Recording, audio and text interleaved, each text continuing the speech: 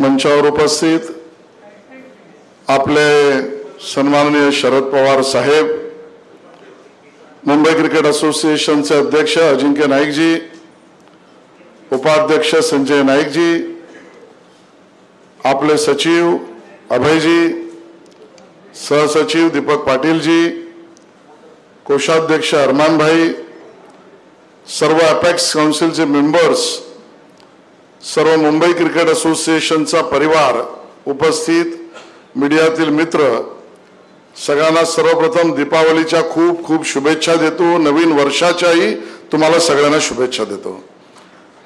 आणि या दिवाळीच्याच उत्सवामध्ये, सणामध्ये आपल्या क्लब्सना सुद्धा उत्साह वाटावा अशी एक गोष्ट आपल्या अपेक्स काउन्सिलच्या सगळ्यांनी मिळून केली आहे।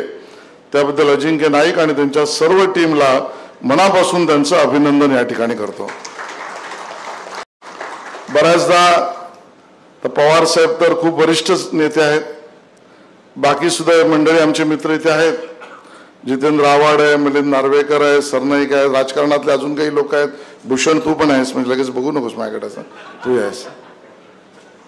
तर ही सगळी मंडळी आम्ही राजकारणात जे असतो ती बघतो, बरेचदा जे शब्द दिला तो पाळण्यामध्ये कचुराईपणा कधी कधी काही लोक करतात।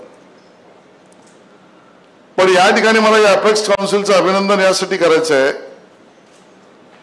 कारण जो शब्द अपेक्स काउन्सिलने निवडणुकीच्या आधी आम्ही सगळ्यांनी दिला होता, पवार साहेब पण त्यामध्ये त्यांचं मार्गदर्शन लाभलंच आहे, त्यामध्ये हाही शब्द दिला होता की आपल्या क्लब्सना आणि क्लब मेंबरच्या सदस्यांना सुद्धा, ज्याचा उल्लेख अजिंक्य नाईक यांनी केला की अन्य लोकांना वेगळी व्यवस्था, आम्हाला थोडी दुय्यम व्यवस्था, असं न होता ज्यांच्यामुळे मुंबई क्रिकेट असोसिएशनच्या प्रशासनाचा गाडा पुढे जातोय त्या आपल्या सर्व क्लब्स, क्लब सेक्रेटरीज, मैदान असेल, अन्य असतील, यांच्यासाठी आरक्षित वातानुकूलित बसण्याची व्यवस्था म्हणून क्लब मेंबर्स लाउंज आज उद्घाटन झालं। यापेक्षा चांगला दिवस कुठला नाहीये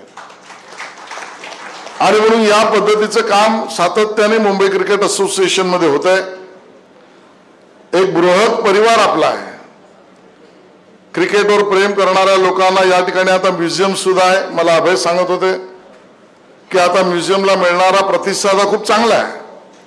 सुट्टीच्या दिवसात तर ओव्हरफ्लो आहे, अन्य काळात सुद्धा सुरू झालाय आणि त्यामुळे म्युझियम आपलं चांगलं चालू आहे। आपण क्लब लाउंज या ठिकाणी केलं, आपल्या सगळ्या असलेल्या अंतर्गत अन्य व्यवस्थांशी डिस्प्यूट आपण कमी करत आणला, संपवला।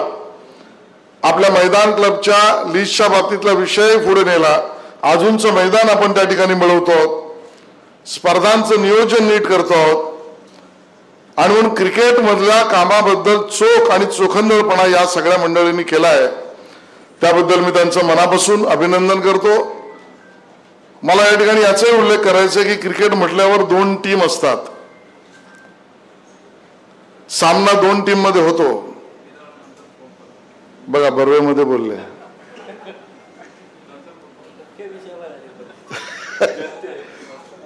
पण अपेक्षा हीच राहील की मैदानामध्ये दोन टीम होऊ शकतील, पण मैदानाबाहेर असलेल्या एमसीए मध्ये मात्र दोन टीम नाही तर एकच टीम केली पाहिजे, पुढे एकत्रितरित्या केलं पाहिजे, एक टीम झाली पाहिजे।